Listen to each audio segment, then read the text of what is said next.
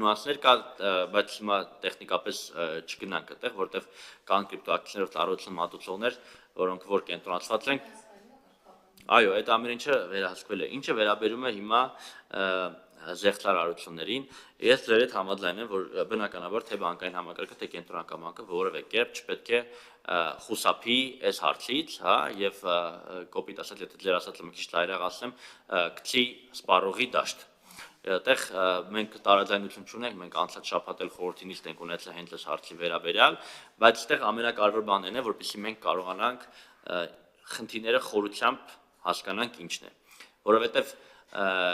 իհարկե սպառողը պարտավոր չէ ամեն ինչ իմանա, բայց նաև դեպքեր կան, որտեղ որ կոպիտ ասած ինչ հնարավոր է տրվել է ամբողջական ինֆորմացիան, անգամ երբ որ այդ միանգամյա գաղտնաբառն է եկել, դա էլ են զանգել տվել եւ այդտեղ շատ դժվար է, այսինքն դեպքերը տարբեր են, այդպիսի դեպքեր էլ կան։ Հիմա ես չեմ ուզում որևէ ձևով նսեմացնեմ,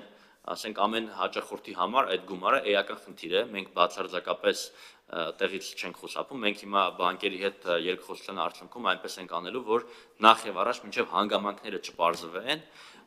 որևէ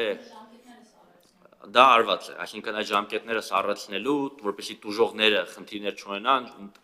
տոկոսներ չկուտակվի եւ այլն, հիմա այդ գործողությունները փաստացի արդեն արված են, հա, մինչեւ կպարզվի։ Իմ ասածն ինչ է, որ փաստացի այն դեպքը, որ ինչ-որ մի բանկի կամ որ կիբերանվտանգություն ասենք, ինչ-որ մի բանկի համակարգը կոտրեն, մտնեն եւ ինչ-որ տվյալներ անեն, այդպիսի դեպք մենք դեռևս չենք տեսել։ Մեր այդպիսի բան չկա։ Հիմնական կտորը վերաբերում է նրան, որ մարդիկ կամ ինչ-որ բան տվել են, կամ օրինակ կարող է, որ հիմա որ քննարկում ենք եւ պրոդուկտները մենք հերթով վերլուծում ենք, որ կարող է եւ այդ պրոդուկտների համար ենթադրենք նույնականացման ավելի խիստ պահանջներ դրվեն եւ այլն, որտեղ բանկը ունի անելու գործ, հա, հիմա մենք այսինքն այդտեղ այսինքն կարող է տեղեր կա, որ on-line վարկ ստանալը շատ ավելի հեշտ է, քան պետք է լիներ։ Այսինքն այս բալանսի մասին է խոսքը գնում եւ մենք հիմա բանկերի հետ նաեւ այդ դեպք առ դեպք գնալու ենք եւ եթե մենք տեսնենք, որ ինչ որ բանկ իր պրոդուկտում թերացել է, այդ բանկը պատժվելու է խստագույնս, այսինքն այդտեղ բայց այդտեղ կարևոր է մենք հանգամանքները ճիշտ պարզենք։ Այսինքն երկու դեպք էլ հնարավոր է, հիմա ես չեմ ուզում որևէ անպատասխանատու հայտարարություն անել, որովհետեւ պետք է գնանք եւ պարզենք, այսինքն մեր գործողությունները ինչ են։ Լուծել կարճաժամկետ հարցը, որպեսզի այդ մարդկանց վրա այս բեռը կարճաժամկետ հատվածում մեծ խնդիրներ չառաջացնի, այսինքն որևէ process-ը սառեցնել մինչև հանգամանքները կպարզվի, գնալ պարզել փաստացի դեպք առ դեպք դա եղել է ինչի արդյունք, արդյոք եղել են դեպքեր, երբ որ բանկի պրոդուկտի կամ ինչ-որ համակարգային ինչ-որ խնդիր կա եւ այդ հարցերը լուծել եւ եթե պետք է նաեւ համապատասխան վերահսկողական մեր ներգործությունը անել եւ երրորդը, որը որ արդեն ապագայում միտված է եւ մենք խորհրդով քննարկում ենք, այդ հետևանքների կառավարման մեխանիզմն է, այսինքն ապագայում ինչպիսի ենթադրենք ապահովագրության մեխանիզմներ դնել կամ ինչ հետևանք, այսինքն եթե ինչ-որ մի զեղծարարություն լինի, որտեղ մենք ես երաշխավորում եմ, որ զեղծարարությունների քանակը ինքը տենց բան է լինելու, որը պետք է ուշադիր լինենք, որտեղ աշխարհում այսօր ամենաարագ կիբեր հանցագործությունները եւ տեղեկատվական այդպիսի խնդիրներ ստեղծելը, հա, ոչ միայն կիբեր բառը միայն չեմ ուզում օգտագործել, տեղեկատվականն եմ ուզում օգտագործել, այսինքն անպայման ինչ-որ համակարգ կոտրած լինեն, բայց այսինքն այդ խաբեությունների միջոցով տեղեկատվություն վերցնել եւ ինչ-որ բան անելը շատ արագ զարգացող զեղծարարությունների ճյուղ է աշխարհում եւ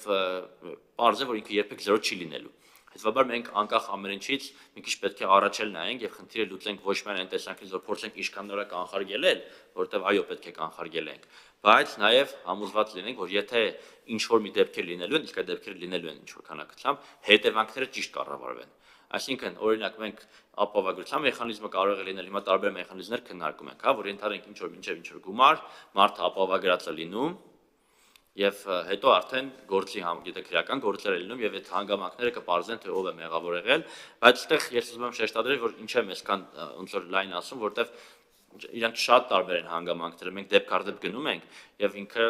շատ տարբեր հանգամանքներում տարբեր երևույթներ են տեղի ունեցել, բայց կենտրոնական բանկը միանշանակ եմ ասում, որ այն դեպքում, երբ որ որևէ ֆինանսական ինստիտուտ ինչ որ ձևով թերացել է, դա պատշաճ վերահսկողական ներգործություն ունենալու է բայց իրականությունը այդքան պարզ չի, էլի, այսինքն որտեղ նես չի եղել, որ ինչ որ մի ֆինանսական կառույցի համակարգ են կոտրել, այստեղ product-ի դիզայնի նայի մասին կա խոսք, որ պետք է մենք նայենք ուսումնասիրենք, շնորհակալություն։ Խնդրեմ, պարոն Հակոբյան։ Պարոն Ուրբեկյան, նույն հարցին եմ ուզում անդրադառնամ, հիմա այն մեր քաղաքացիները, ովքեր որ զոհ են դարձել, հա, խաբեբայության կամ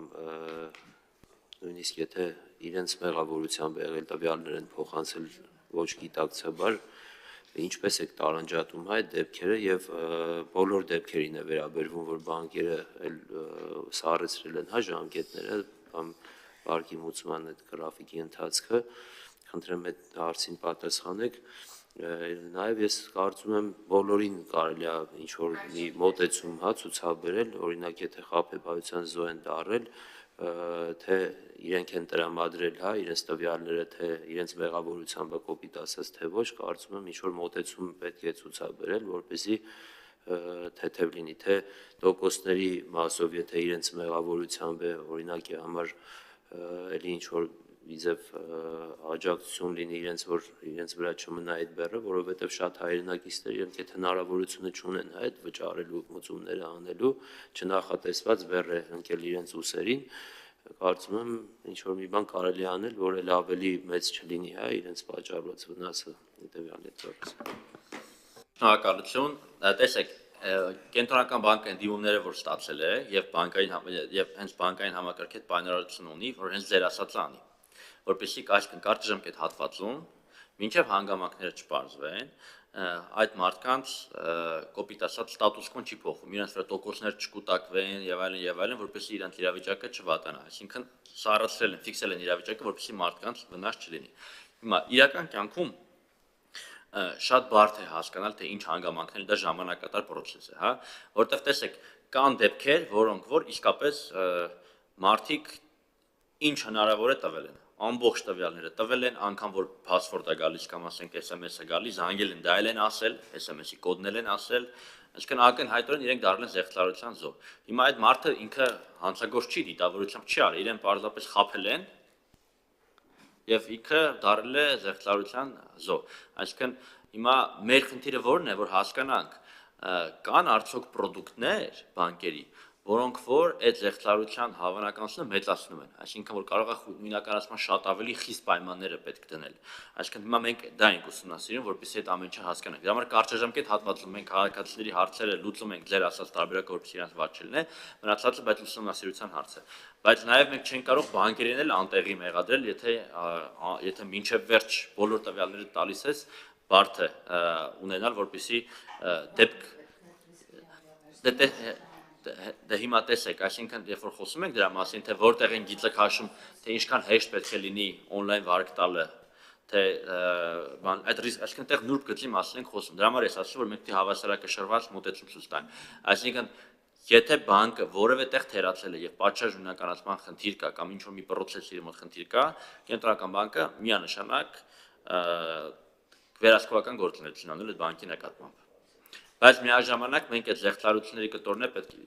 մի կտորը որ կարևոր է հետևանքների կառավարման հարցն է, որտեղ մենք գիտենք որ զեղծարարությունները միշտ լինել են մարդիկ ովքեր դառնալու են զեղծարարության զոհ, նես պետք է անենք որ հետևանքները մարդու համար կառավարելի լինեն, այդ ապահովագրության տարբերակները մենք խոսեցինք, տարբեր ձևեր կան,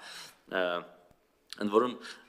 տեղել է էլի այդ ամենակարևոր հարցը հենց այդ ինչ մեխանիզմ է դրված որպեսզի հասկանանք փաստացի թե մարդը իսկապես դարձել է զեղծարարության զոհ թե օրինակ ինքն է զեղծարարություն անում որտեղ նաև միջազգային փորձեր որ նայում ես զուգահեռ նաև այդ զեղծարարության այդ պատասխանատվությունը մեծացնում են քրեական պատասխանատվություն են սարքում որպեսզի մարդը կոպիտ ասած ոչ մի դեպքում այդ քայլին չգնա շատ ռիսկային լինի իր համար այդպեսի զեղծարարություն անելը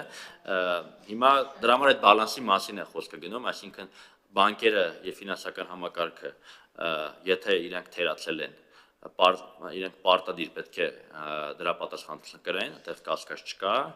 միաժամանակ պետք է կարճաժամկետում պետք է կառավարենք հետևանքները, մինչև հանգամանքները պարզվեն, բայց միաժամանակ պետք է այնպես անենք, որ մարդիկ էլ ավելի զգոն լինեն, որպեսզի իսկապես բոլոր տվյալները իրենց չտան, դա որտեղ ռիսկերը շատ է մեծացնում։ Զեղծարարության զոհ դարձած մեր հայրենակիցներից շատերը ասում են, որ այդ վարկը ձևակերպելուց հետո շատ դեպքերում, որ իրենք տեղյակ չեն եղել, զանգ է գալի իրենց բանկերից եւ հարցնում են արդյոք դուք եք վերցրել այդ վարկը, բայց վարկը տրամադրելուց հետո արդեն հաշիվներից դուրս եկած լինելու պարագայում էլի գումարները տեղ նույնպես ես խնդիր եմ տեսնում այդ զանգերը կարան բանկերը կազմակերպեն նախքան այդ գումարները հաստատելը եւ փոխանցելը նաև ինչպես նաև բացի այն գործընթացը, որ միայն on-line արվում է, առանց ինչ որ մեկի հետ խոսելու կամ անմիջական կապ հաստատելու, դա կարծում եմ հավելյալ գործիք կարող է հանդիսանալ կամ տեսազանգի միջոցով ինչ որ մի բան տենց ավելացնել, որ ավելի ապահովագրված լինեն մեր քաղաքացիները։ Շնորհակալություն, պատշաճ նույնականացումը կարևոր է, ես համաձայն եմ, որ դա շատ կարևոր է։ Հիմա մենք հավասարակշռության մասին ենք խոսում, ասենք հեռախոսով վարկ վերցնելու հարմարության, այդ process-ի եւ անվտանգության միջև, եւ այո, եթե հավասարակշռությունը խախտված է, պետք է այդ հարցին ճիշտ ձևով անդրադարձ կատարվի։ Մենք որոշակի նույնականացման մինիմալ ստանդարտներ դնելու մասին հենց խոսում ենք, թե երկրորդ թե բանկային համակարգում մենք փորձել ենք որպեսզի զուգահեռներ այդ ամեն ինչին տարվի, բայց եւս ուզում եմ մեկ անգամ շեշտել, որ զգոնությունը շատ կարեւոր է, որովհետեւ տվյալները այսօր մարդու համար ամենակարևոր բաներից մեկն է։ Տվյալը տվեցիր, արդեն դու շատ տեղեր դառնում ես խոցելի, դա շատ կարեւոր է։ Բնականաբար դրա համար եմ ասում, ինքը բարդ հարց է, որևէ մեկին մեղադրելու հարց չկա, խորքային պատճառները հասկանալ